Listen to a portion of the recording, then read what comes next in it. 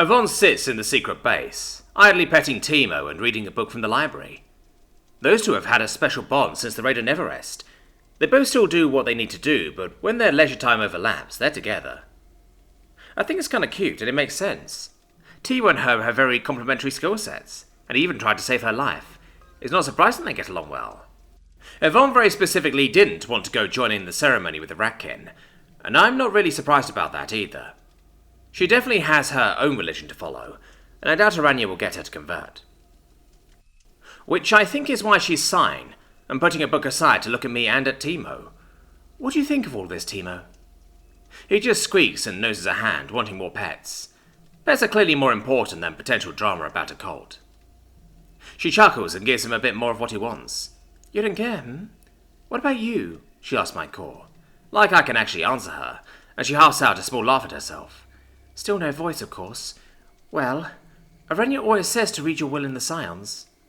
She smiles at Teemo, who wants his belly rubbed, and she can't help but indulge. She looks over to Queen in the alchemy lab, and swarming over everything and not seeming much different. She looks over to Thing, obscured by the book he's perusing in the nook that is the secret enchanting lab. I need to get that more dug out soon, but I still have plenty of time before the public enchanting workshop will see any actual use. Do you not care what they're doing, perhaps? She asks herself, thinking out loud. She's monologued to me before. I think just to have the comfort of having some thinking being know her thoughts. She doesn't really do it in front of Aranya, though. I guess she doesn't want someone interrupting her musings.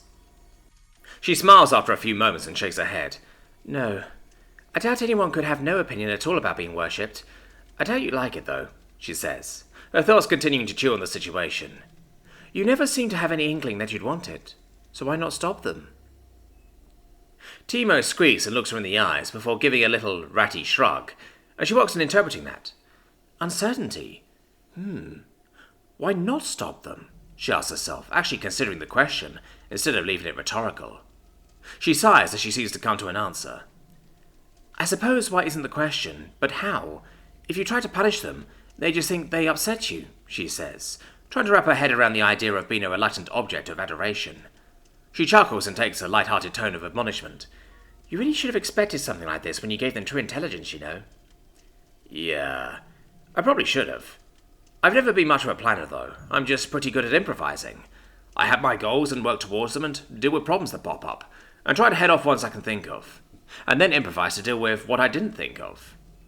I wonder who you'll make your voice, asks Avon, looking into the depths of my core even as she continues to idly pet Teemo's belly. I wonder what they'll actually have to say.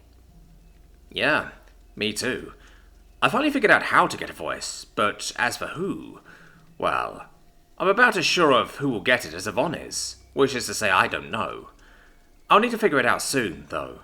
If the dwellers keep this rate of mana going for me, I'll be able to afford the upgrade for one of my scions soon, and if I'm going to be the centre of a cult, I'll need to get some actual dogma set down sooner rather than later. What should I actually tell them, though? Getting to the pearly gates wasn't exactly a surprise to me. I am a Christian, but it's not like I can quote the whole Bible for them to write down. I can get the core points, but book and verse will always elude me. But I don't think I was sent here to do that.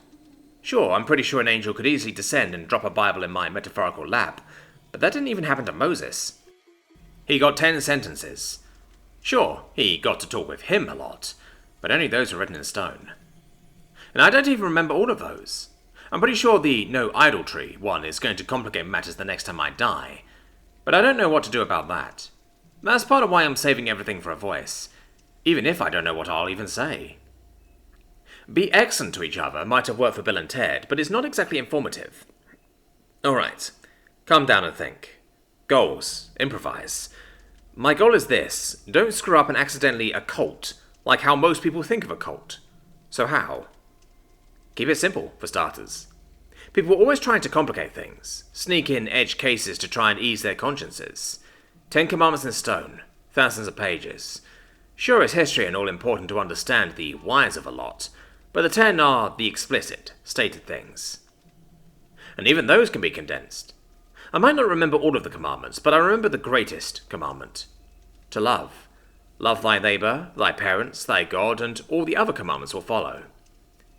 Seems like a good place to start to me. Love truly, and evil will have a hard time getting a foothold.